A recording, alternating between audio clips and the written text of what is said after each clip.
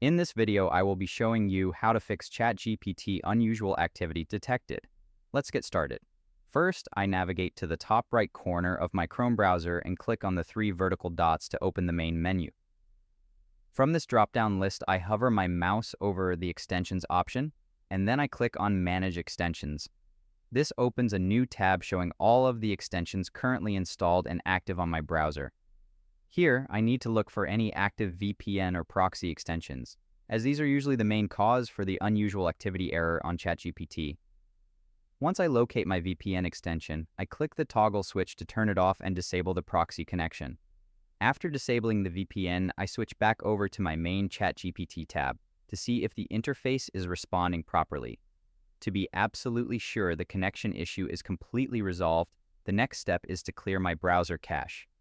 I head back up to the top right corner, click those three dots again to open the menu, and this time I select Delete Browsing Data. A Settings tab will automatically open, bringing up a pop-up window.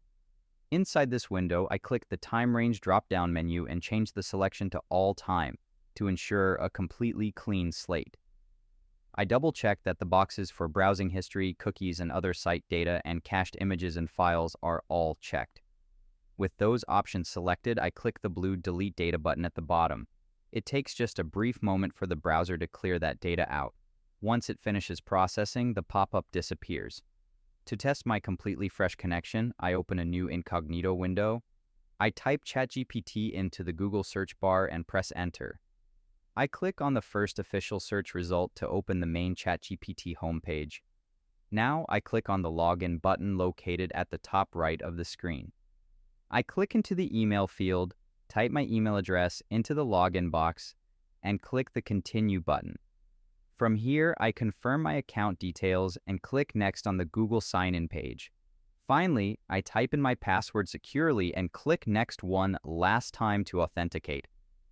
As you can see, the error is gone. I am successfully logged back into my account, and the ChatGPT interface is fully loaded and ready for me to start a new conversation. If you found this walkthrough helpful, please consider liking the video and subscribing for more quick tips and tutorials.